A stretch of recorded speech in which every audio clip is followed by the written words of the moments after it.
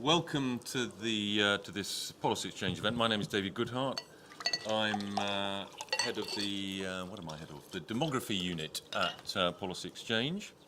But I'm chairing this meeting, which is about the future of work, regulations versus liberation. We're going to discuss the story of the new labour market insecurity. It's become a bit of a cliche of political debate, and indeed, it's not actually clear what the evidence is for the new insecurity. Obviously, we do have We've had a very flexible labour market for 30 odd years. We've had new developments like 0 hours contracts. We've got more demanding consumers who want everything just in time, 24/7. But actually, there's sort of conflicting evidence. If you look at job tenure statistics, I think job tenure has remained steady. In fact, I think it's possibly even increased slightly in recent years. It's still at about 8.5 years, average job tenure. So it's a much more mixed picture, I think, than the kind of cliche of the new insecurity suggests. And indeed, some of the developments, like 0 hours contracts, and we also know that a very large proportion of people on 0 hours contracts are happy with 0 hours contracts. And somebody was telling me the other day that 0 hours contracts, a relatively new development, they're a response to, curiously enough, a piece of EU labour market regulation, which required companies that wanted the kind of flexibility that they no longer had to develop them. I'm actually not sure that's true, but so if someone can correct me on that, I'd be very pleased. But anyway, we've got a sizzling panel up here. To my immediate right is, as you all know, is Liz Truss, Chief Secretary to the Treasury. To Liz's right is Tom Morrison-Bell, who is from Microsoft, who I think are kindly sponsoring us. Are you sponsoring us? Yeah. Good. To my immediate left is the excellent columnist from the Daily Telegraph, Juliet Samuel.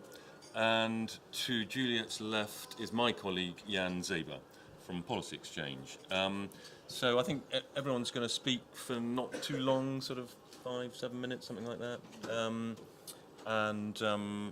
I'll let you come in last, Liz.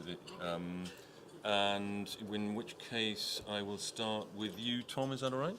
Absolutely, thanks very much. Is this working? Can everyone hear me? I think Yeah, but so. speakers speak quite close to it. Working for a technology company, I know what it's like when technology doesn't work in front of lots of people, and it can be awkward. So advances in technology and the rise of what are often called platforms are inexorably bound up with the changing nature of our labour market. And these changes are already happening. What's often referred to as the gig economy is one market response to the rise of new working opportunities and changing models of working. So these platforms, which you're probably most familiar with, either companies like Uber or Airbnb, have created huge value for consumers.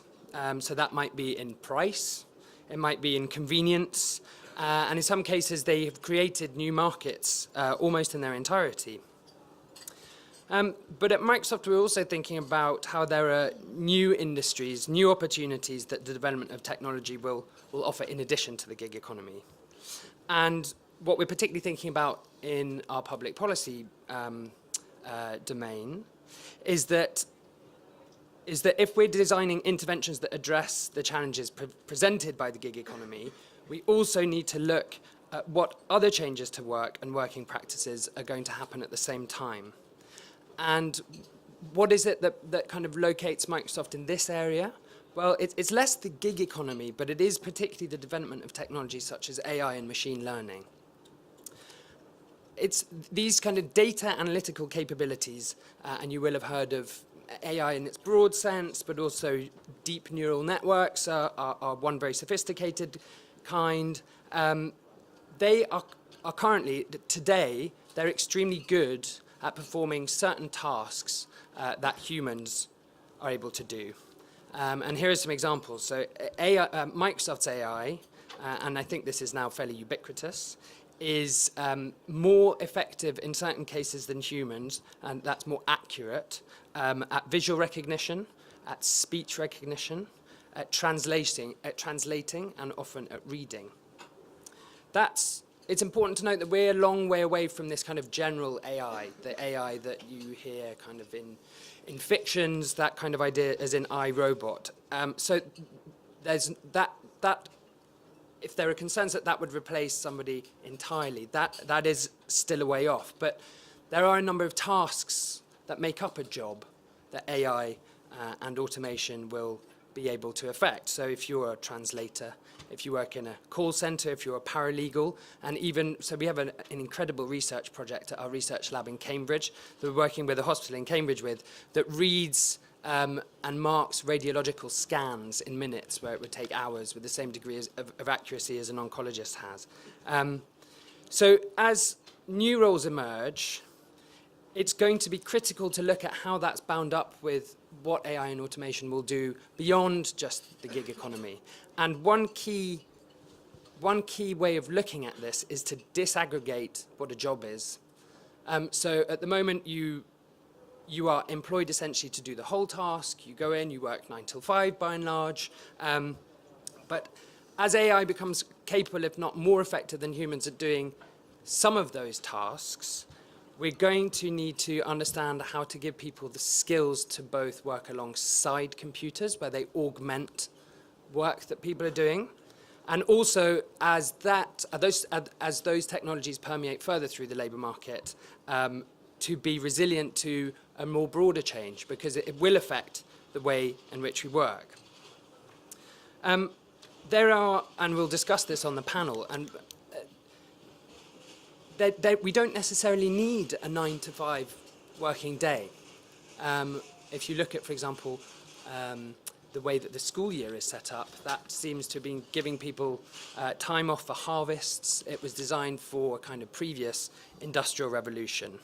There are aspects of the coffee shop economy, as some people are calling it, that are appealing. And when we ran a similar event at the Labour Party conference last week, there was a fascinating guy in the audience who had heard a lot of stuff. He worked for a volunteering organisation and just signed up for Deliveroo to see what it was like, and found that his kit was paid for. He got quite a substantial hourly wage and found the whole experience kind of fascinating, and it really changed the dynamic of the conversation. So if anybody here has done that, do pipe up when it's your turn.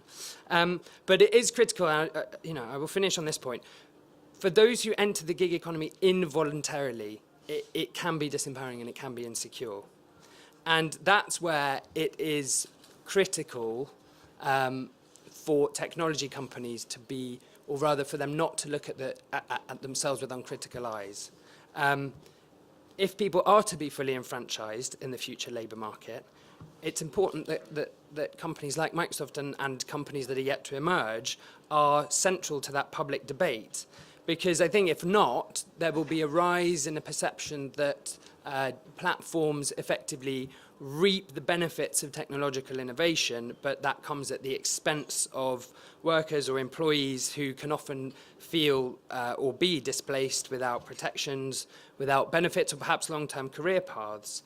So there are 5 things that we're thinking about at the moment. So for young people in education, access to proper computer science, but also ICT training is critical for developing the skills that they'll need in the future economy. But we also need to stress skills such as creativity, critical thinking, and empathy, which are flexible rather than just learning facts, in order to be able to give people the resilience to adapt when these changes do start hitting the labour market.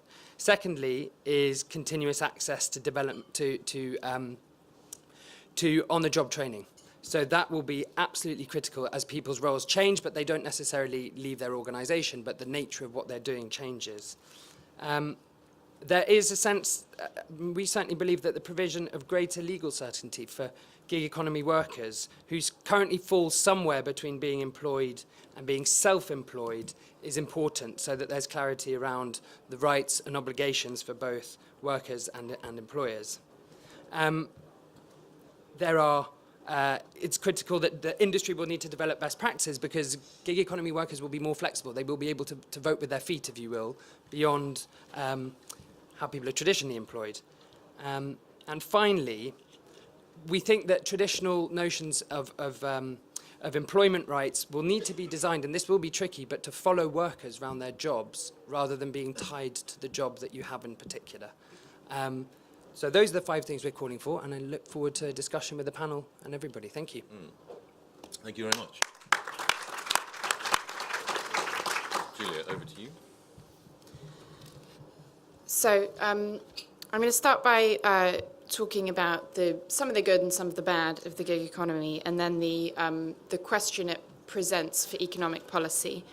As David started off by saying, most people who are on 0 hours contracts are actually happy, but there are a substantial number of people who aren't, and there are problems with some of those things. But the good side of the gig economy or self-employment, flexible working, whatever you want to call it, is that it allows people to be flexible, it allows them to be creative and independent and to choose their hours, to go on holiday whenever they want and to dial them up and down as they like. But there's a bad side to it as well, some of which is exacerbated by our tax system or various other regulations. They're often, gig workers not offered training, for example. There's a sense of insecurity. The work could dry up at any moment. And there definitely has been an increase in people's reported feeling of insecurity, and not just through their economic insecurity, but the disintegration of workplaces or permanence or long-term communities where you stay there for 10 years and the people you know are organized around that. And there's also the prospect of people being turned into cogs in very sophisticated machines, whether it's through increasingly intensified monitoring of the route that you go if you're an Uber driver, or recording of lorry drivers' rest stops or anything that they say in their cab. And so there's an element to this which is the increasing sort of instrumentalization of people within an algorithmic system. In terms of the economics of this, Andy Haldane, chief economist of the Bank of England, has taken up, a lot of economists really are talking about a phenomenon which has emerged in the UK and the US of getting to full employment, essentially, but wages going nowhere. And for the UK, this is a relatively recent phenomenon, as in 10 years. But in the US, this has been going on for a long time.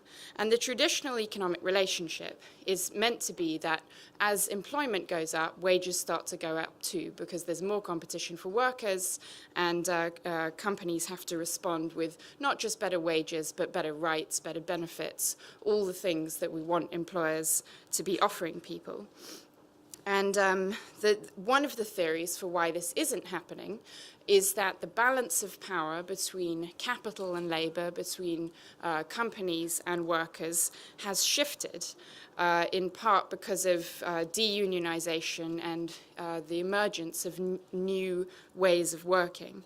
And so the fact that it's easier to fire people than it used to be, and we have a flexible labor market. And the question that Haldane has raised is, do we pay the price in terms of lower wages by having a very flexible economy? And this is in fact, the diagnosis that has been taken up in a very radical way by the Labour Party.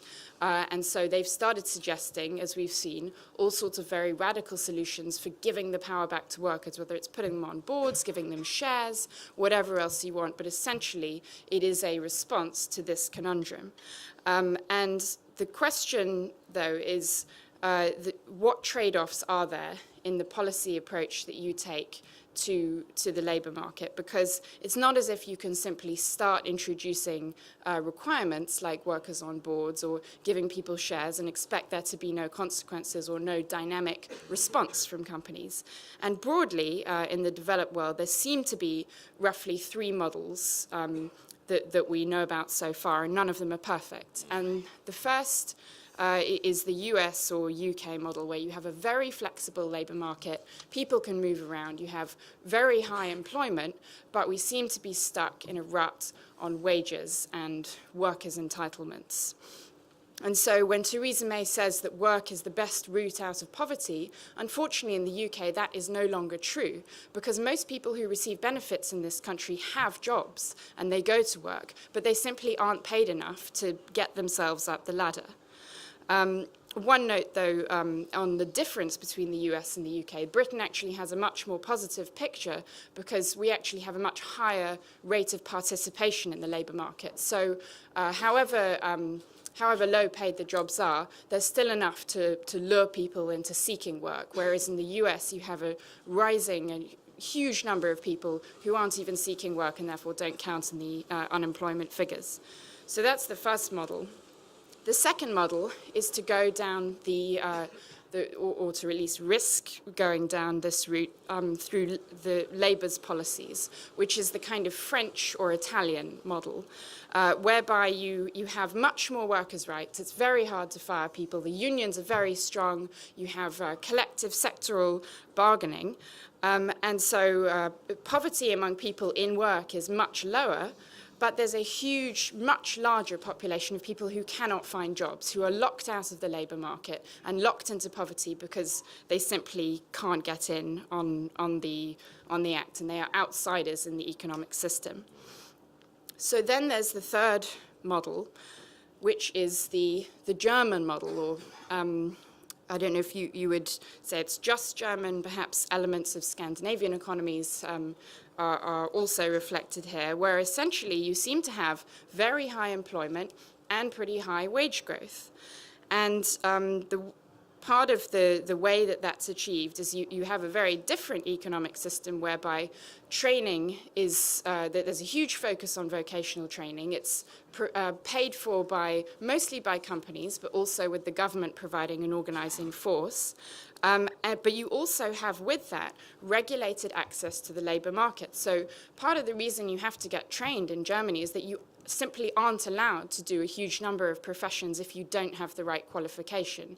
And so this creates a forced incentive for people to go and get the qualification. And so that's a very much less liberalizing picture, and it has the potential costs that outsiders who arrive in Germany might have a lot of difficulty because they have to learn German, they have to get in on the VET national vocational scheme, and I think there's an open question as to how Germany, how that system will fare with the million arrival of refugees that Germany is currently trying to digest. But it does have the upside that there seems to be strong wage growth, strong rights, and low unemployment in Germany. And there's elements to it that would be unpalatable to the left as well, which is that they have a highly selective education system that starts very young, and you are essentially streamed into your vocational training at an age that many on the left would, in this country, probably find very unattractive. But there is a lingering question over the German economy as to whether it will adapt to the next wave of industrialization and the next wave of jobs that will be available. Because one German businessman said, I've heard said, we have a perfect economy for the 20th century. So the question is, how will that model fare in the coming years? So these are all the moving pieces that I think we need to be considering. And I think that the problem right now is that Labour is offering a diagnosis and its cure for what, how we should respond to the gig economy. And the Conservatives are basically silent. And all we hear from May is work is the best route out of poverty, which should be true. But the question is, what is the right-wing answer to the feeling of insecurity and low wages that is on the up? Thank you.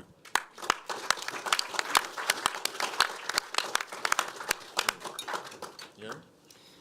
Thank you very much. I think the challenge for those of us who care about liberal market economies and are positive about technological progress is to prevent the gig economy being used as a chapter in a broader story that is being told about how markets are failing people. And to do that, I think you have to understand the following conundrum. On the one hand, we know that a lot of people are happy to use Uber and Deliveroo, both in terms of as a customer and using it in order to supplement their income and to become their partners. But I don't think it's so much that people are worried about what is happening now.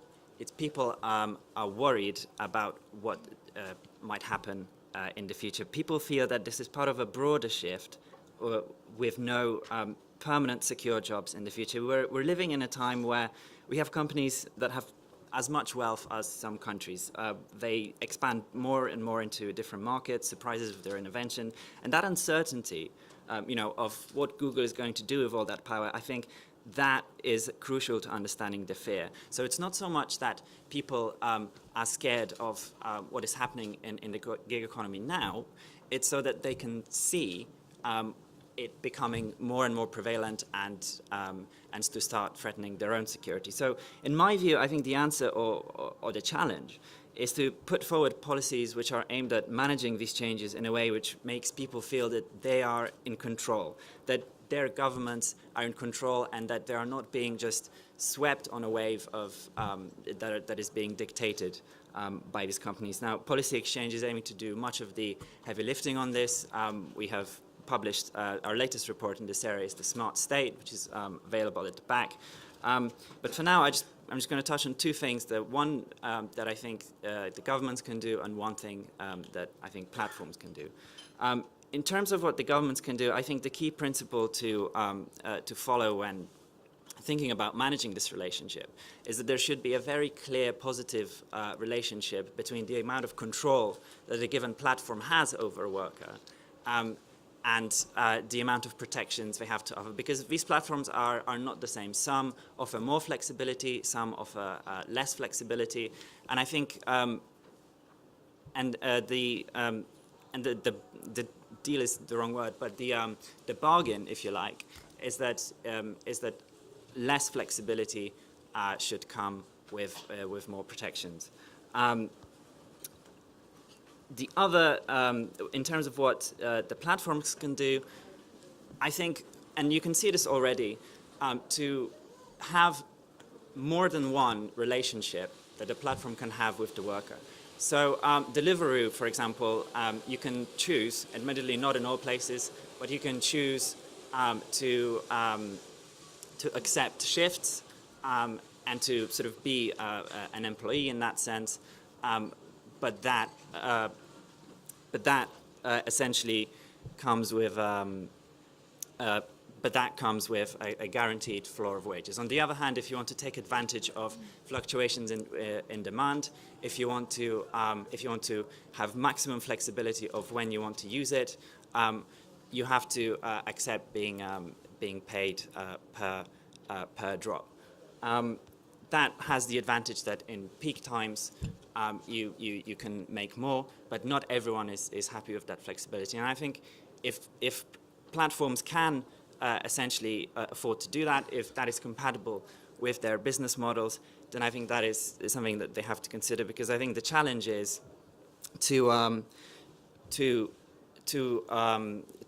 not concede, but to essentially make an offer to the governments which addresses questions about control, so that you then have political capital to spend defending proposals from the government which can really hurt you. I think just lastly, I think the Uber is a very good example on this. I think that the TfL is with some of the things that they can do for them. They can regulate where they can pick people up, how many cars they can have on the road at the same time. I think these are, in the end, much more crucial to the employment law stuff. So that is broadly speaking the line that I think we should be taking on this. All right. Thank you.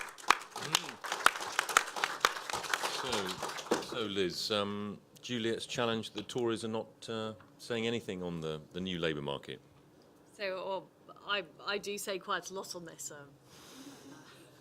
So the first point I wanted to make is that we have an opportunity next year in the spending review, which will set out future government spending from 2020 through to 2023, to actually look at some of these critical questions of how the state designs what it does around labour markets, because to my mind we still have a structure of government designed around the way things were rather than the way we want things to be in the future.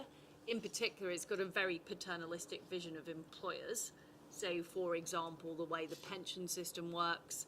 I worked in a number of different jobs for Shell, Cable and Wireless, various others. Before I became an MP, I've collected a bunch of pension pots. I think it would be much more empowering for individuals if you had a single pot that you were responsible for throughout your working life. And actually, why should employers necessarily be involved in that? Likewise, childcare, we're moving now from employer-supported childcare to individuals having their own childcare accounts where they essentially get tax relief on money that they put in for childcare support. So I think we're gradually moving to that sort of system, but I think there's a big opportunity in the spending review to fast forward that. Because I think the fundamental idea is that we've never had citizens who are more capable and with more information than we have today. People are and should be able to manage their own careers. I fully support helping those who aren't to get up to the level where they're able to do that. But the fundamental principle should be people should be able to shape their own lives and work as they see fit to support themselves and their family, rather than the vision that it's the employer who's responsible for people's welfare. I think it's much more empowering to be responsible for your own welfare. And I think the reason that we've seen a massive growth in self-employment and new businesses starting up is people do want that power to shape their own destiny. They do want to be able to work flexibly. Modern technology is incredibly helpful for that. You know, you can answer calls at night. You don't need to, or you can use the internet. You don't need to be in the office. And you know, the culture of presenteeism still exists in some businesses, but it is going.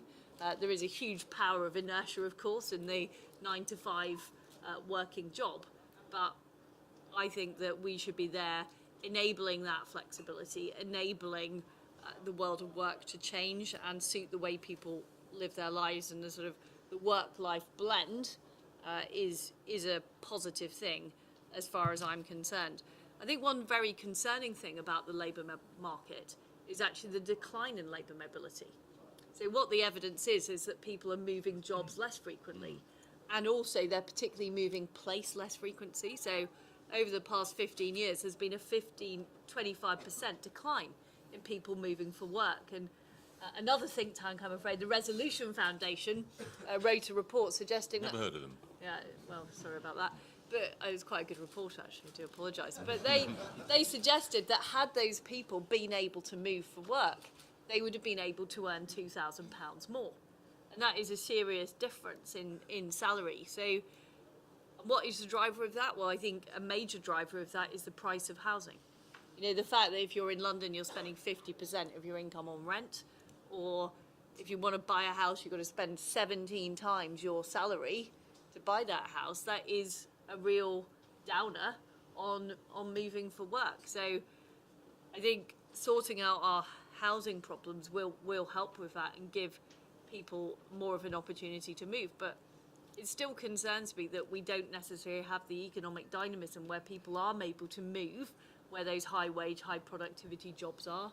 And you know, we've got cities like Cambridge and York who are desperate, frankly, for more people to work in jobs that are actually very high value jobs where those people have really exciting opportunities. So I don't think we can divorce the issue of flexibility from people's ability to move for work. Juliet talked about the comparison between the various international models. I just made a speech, which I'm going to highlight, at the Cato Institute in the US last couple of weeks ago, highlighting why I think the Anglo-American model is the best model. Now, yes,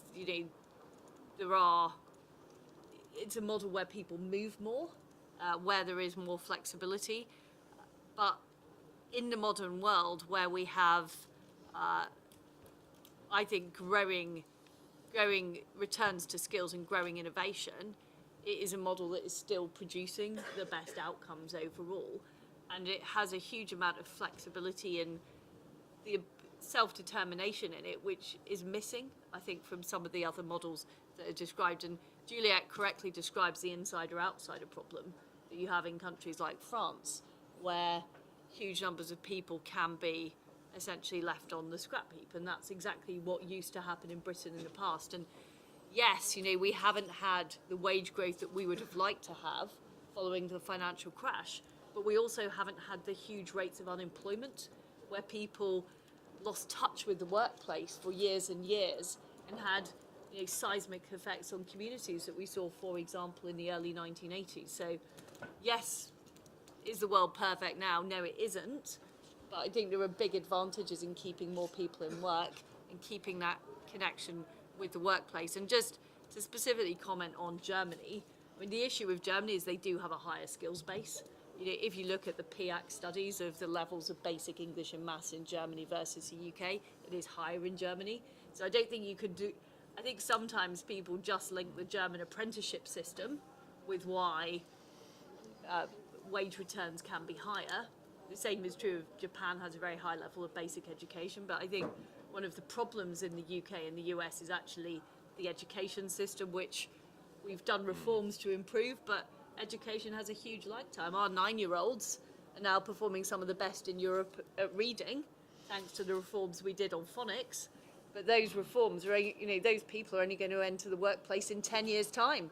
They're only really going to start motoring in 20 years' time. And education policy has an incredibly long lead time. And I do want to slightly disagree with this point about facts. You can now look everything up on Google. I think facts and knowledge help us navigate the world. Absolutely. And it was a massive mistake of the progressive education establishment in the 70s and 80s to say, all we need to do is learn skills, we don't need knowledge.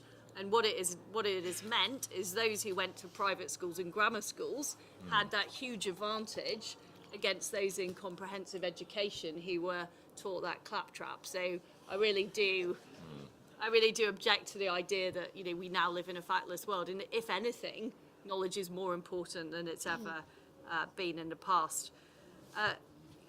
Juliet has sort of asked for what is the right-wing answer to all these issues, and the answer is economic growth. More mobility around our country, more skills, better infrastructure, more ability for high productivity businesses to draw people in. That is the way that wages will rise over time. And I think what the government can do to help is planning reform to make it easier to build houses. We can alter our pensions and childcare systems to follow the employee rather than employer. We can do all we can to help people become capable to really succeed in the modern world, and we can give them the freedom to succeed. And I think that is our answer to what the future looks like. But I don't buy this idea that that there's a new wave of technology that's going to robots will take our jobs.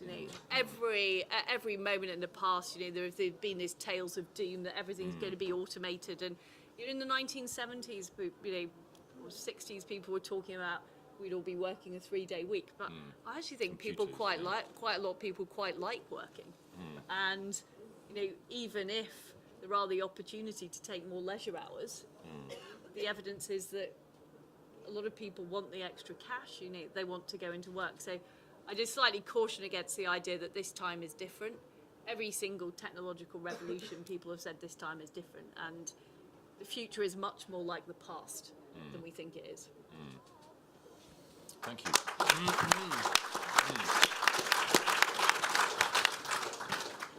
Yeah, no, I absolutely agree with you on that last point. I mean, I think the onus is really on the peddlers of the kind of robot scare stories to prove that this time it is going to be different, and that really there is going to be mass joblessness, because it's never happened before.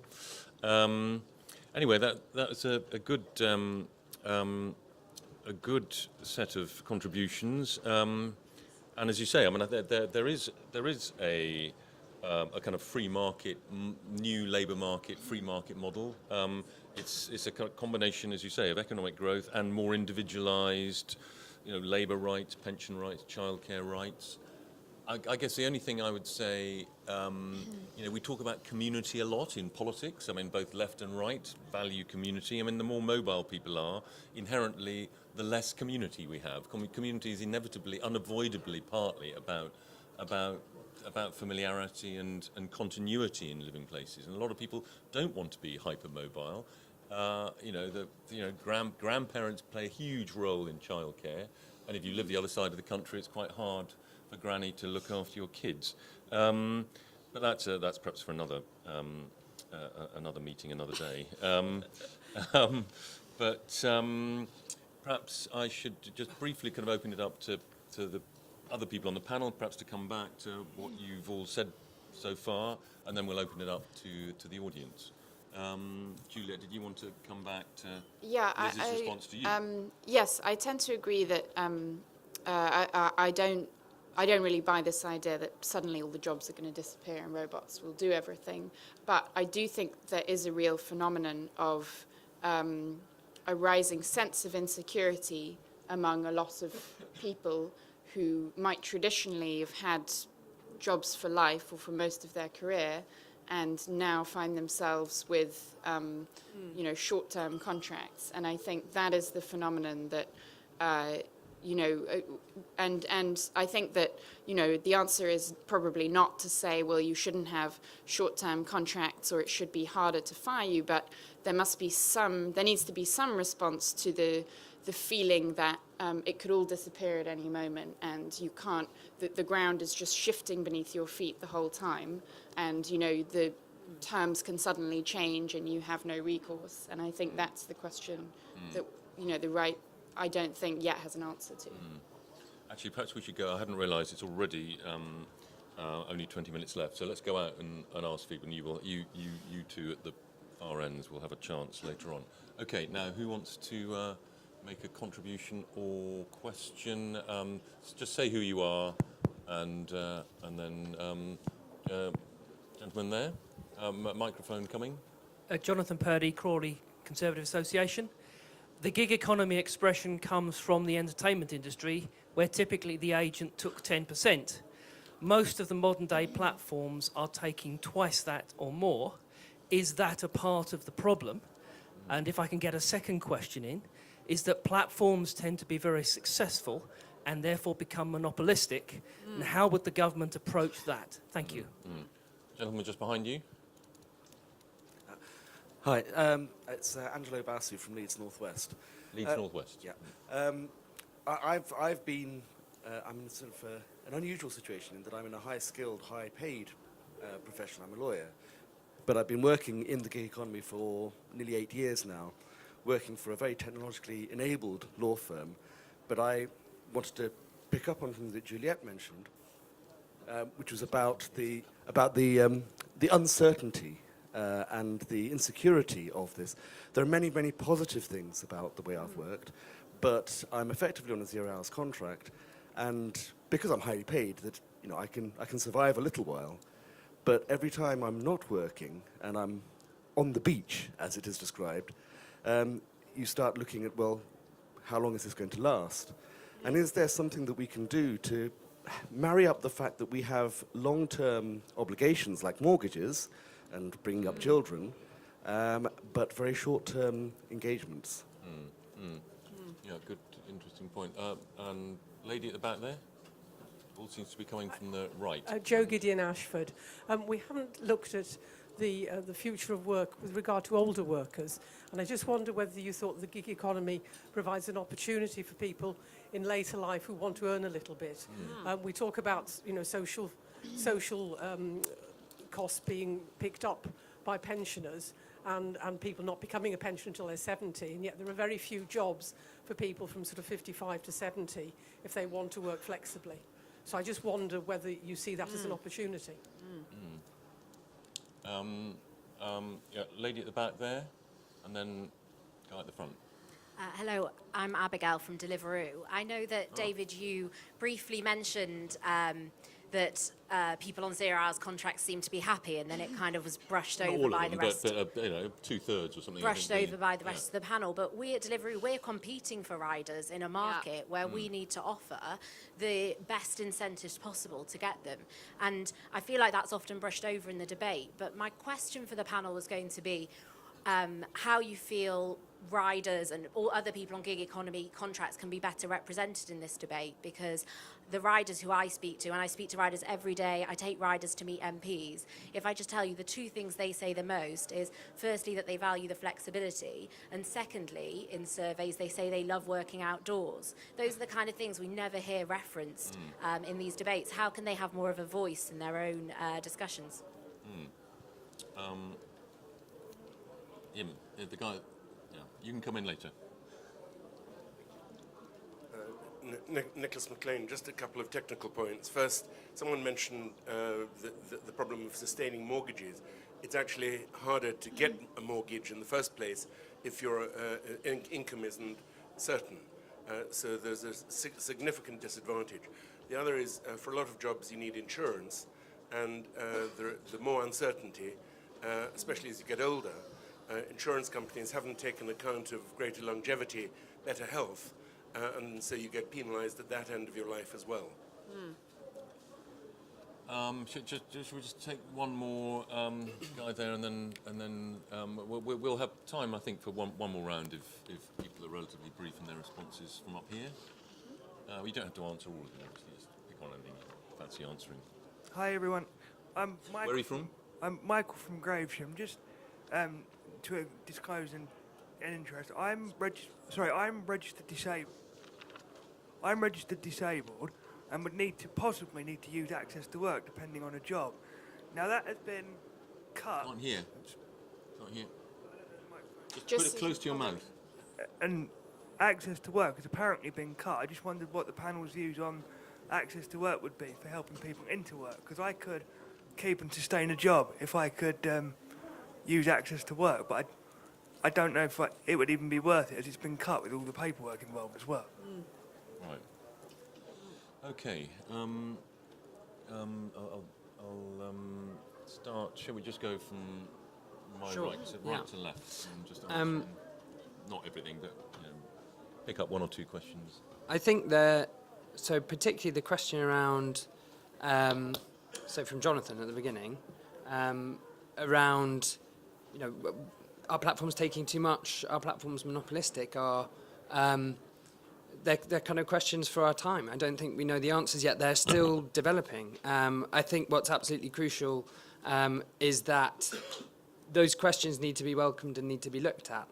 Picking up what Abigail said, as part of that conversation, the workers on those platforms or in the gig economy, as it's called, their perspectives need to be heard as well. I think there is a crude starting point.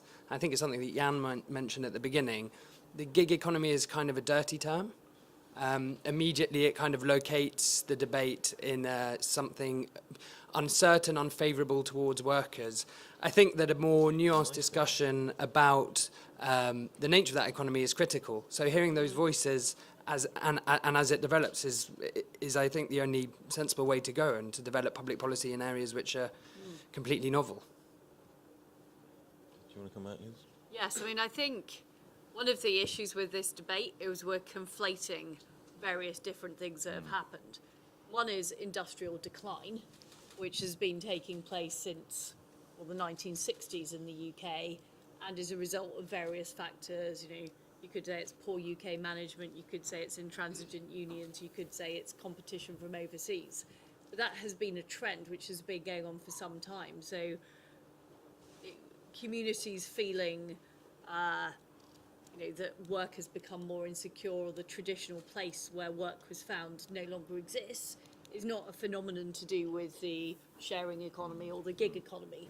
Likewise, the issues we faced after the financial crash of fairly low wage growth, because we had an economy that was built on debt, and it crashed down, and we've had to gradually rebuild, which everybody has suffered the consequences of that. And part of the way that we've dealt with it is keeping people in employment, but we haven't had the wage growth I've hoped, so everybody feels their salary is not going up as much as it used to. That's another thing.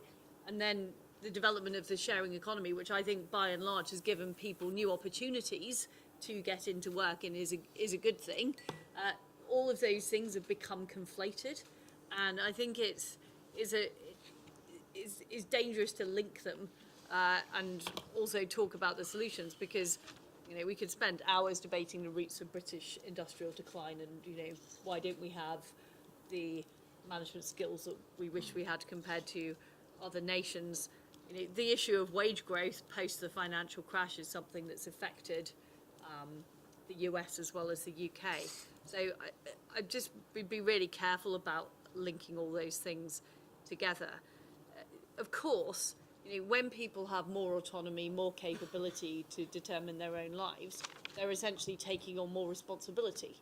And that does inevitably mean that you don't have the paternalism from the employer. The individual is taking the responsibility for earning their own income, and that there's a trade-off between flexibility and that sort of security of tenure. Although, let me point out that sometimes it was a false sense of security.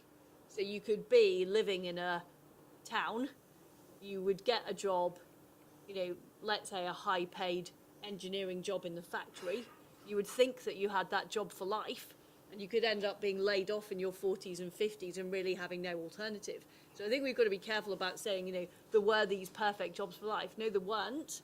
Quite a lot of people ended up getting laid off and being put in a very difficult position. So yes, there is insecurity in the modern job market, but there always was.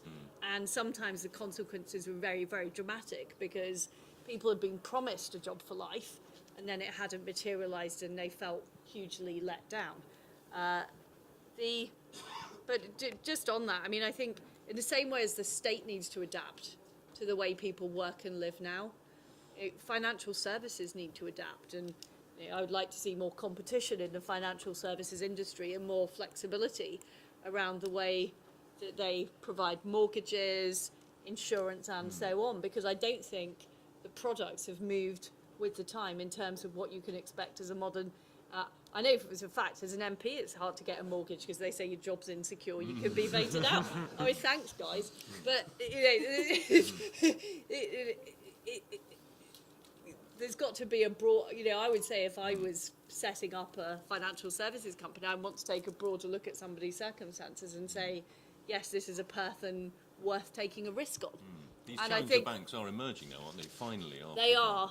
But I think we need more openness to that kind of thinking, because in the same way as we don't have enough pension funds which are willing to take a risk on high growth businesses in this country compared to other countries, I think that banks also need to think about the broader portfolio of what somebody does, because just to say, right, somebody's got a 9-to-5 job and they're paid X salary and I can give them a multiple of that.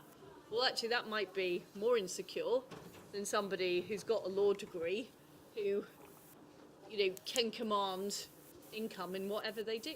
So I think that they need to modernise the way they think about these things. I think we might just go back for a final round, and then you can have a final word at the end. There's someone over there who's been waiting. Then the gentleman at the back. Can we make them quick as possible? Hello, Stuart Finlater, Whitney. I would just like to perhaps argue that the members of the gig economy, for example, are to some extent your babies. You've got to look after them. And there's an opportunity here for the party to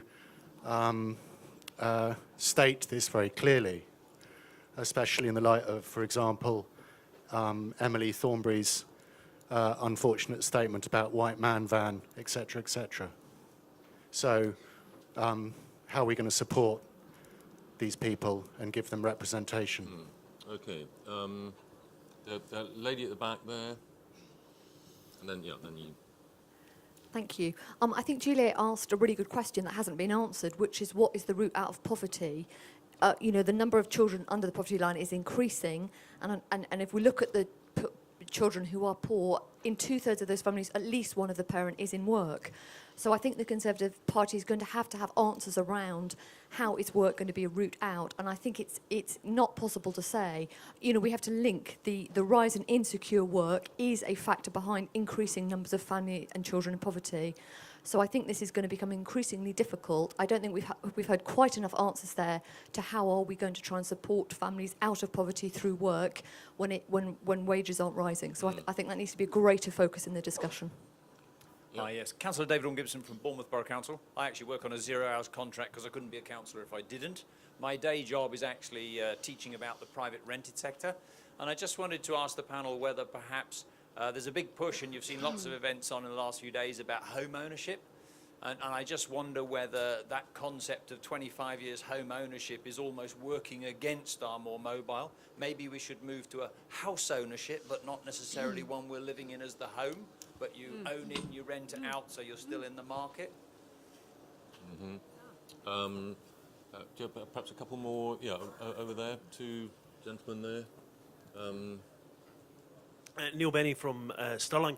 It's actually on the same issue, but looking at it from a different angle. We talk a lot about labour market flexibility and labour being able to move around the country, but actually technology gives us a huge opportunity for jobs to move around the country. And when we look at these technological developments, you've got call centres operating virtually now without huge buildings and without that overhead. There's an opportunity to do something here. I just wonder what people think about that.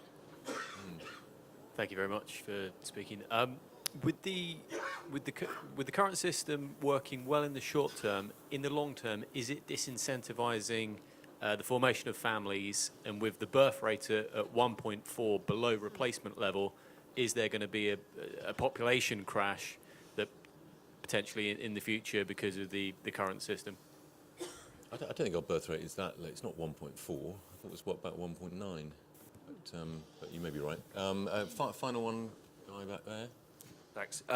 James Hayward, Centre for Policy Studies. I just wanted to raise the issue of taxation and the fact that there are obviously, in some of these cases of different employment methods that are emerging, there are tax reasons that are part of the reason that those things are emerging. What do the panellists think about how the Treasury needs to deal with those things going forward? I know that the Treasury is increasingly concerned about the issue of self-incorporation for tax purposes and personal service companies and the rules around third parties and so on. So what do the panellists think about making sure that the incentives are right? Okay, well let's have a final word from everybody up here on all those interesting questions. Do you mind going first? Yeah. I mean, not answering everything, but just Right. whatever tickles your fancy. So on the point made by the gentleman in the legal profession, I think your concern is precisely the phenomenon that I talked about in my opening remarks. The fact that right now you're earning a good living and you can lie on the metaphorical beach when you feel like it. But to what extent is that sustainable? And I think the arguments that we need to be making precisely around that issue, apart from what I've already talked about that principle of making it very, very clear that the more the platform controls you, the more rights should be given. Is things like, for many jobs, flexibility will never be an option.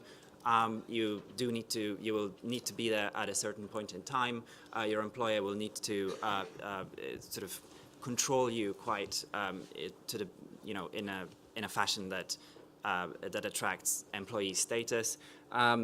And the other thing is that in terms of perhaps productivity, people need 2 or 3 years, in a particular workplace environment in order to sort of reach their potential. In an economy where you have really high churn and you operate completely on contractors, that will never be possible.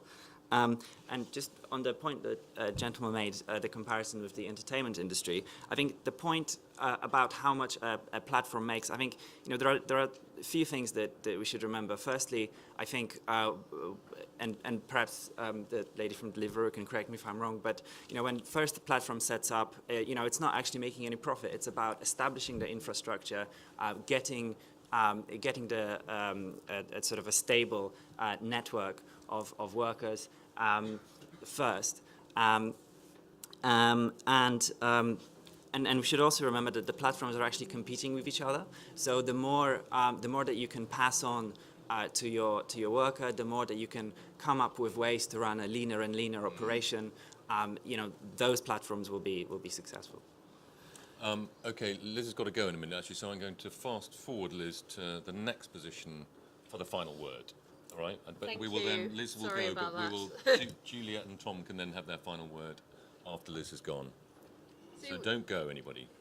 Lady asked about the issue of people on low incomes.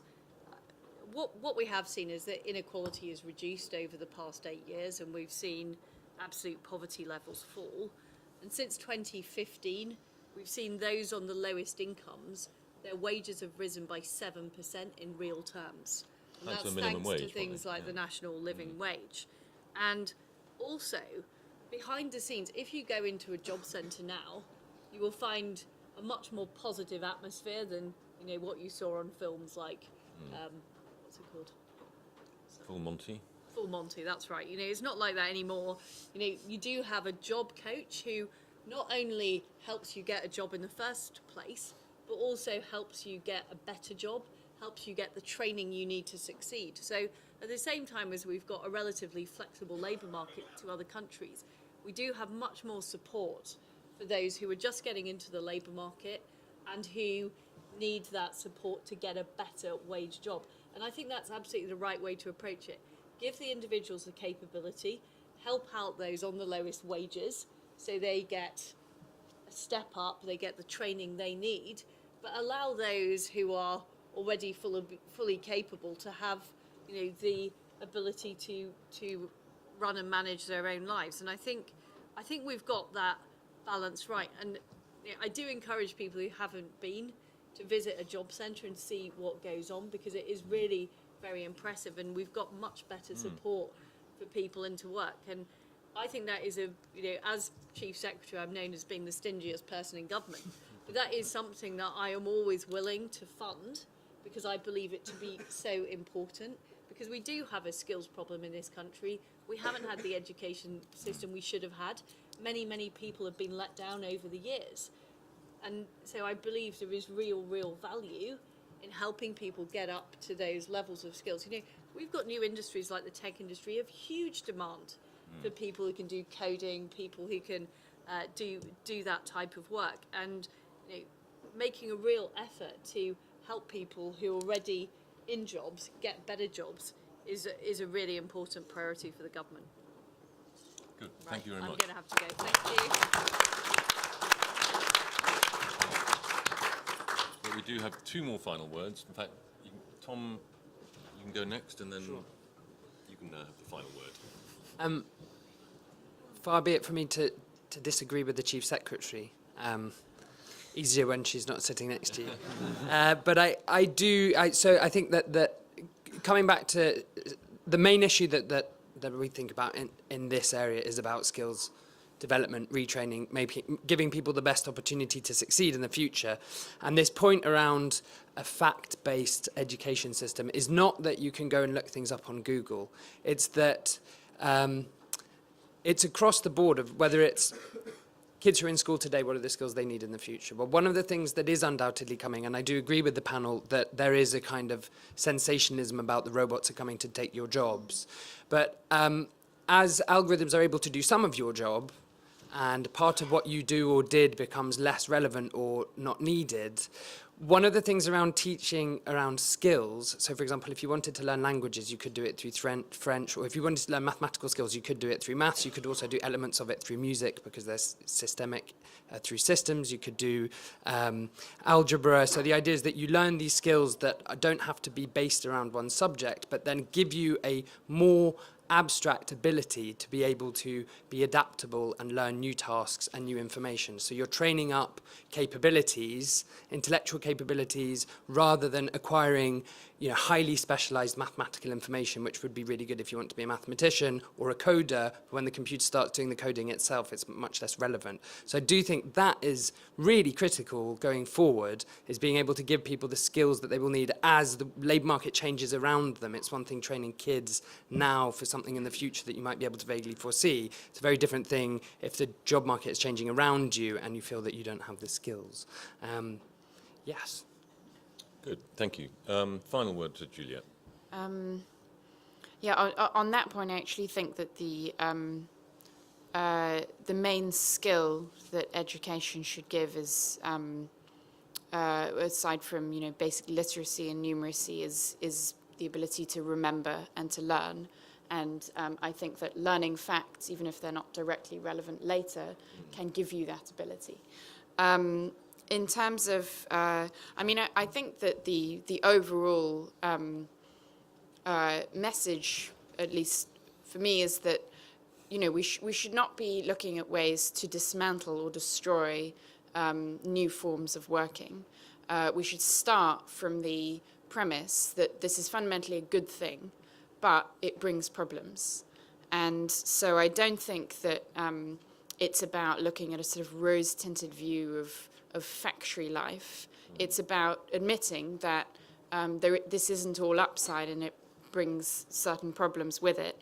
And I think that redesigning the tax incentives or the welfare system or national insurance to take account of this, as Liz Truss was implying is going to come, is a good thing and something that we need to do. I think overall, at least as someone who writes about this sort of thing, one of the frustrations is that the data is so bad, and the data in terms of where are wages stagnating, where are they going up, where are the issues of insecurity, in what kinds of industry, how do people doing different types of jobs feel about it, what's the power dynamic, and how does it shift between platforms and individuals, and incorporating the views of delivery drivers. And I just think that the quality of information on which governments are trying to make policy is just so bad at the moment that I think the first port of call should be to improve that, and that then hopefully policy will follow. Excellent, eloquent final word. Thank you very much. Thank you for everybody on the panel. And I noticed there's some glasses of wine at the back if anybody wants to stay and have a drink. So thank you. Can we just say thank you to the panelists?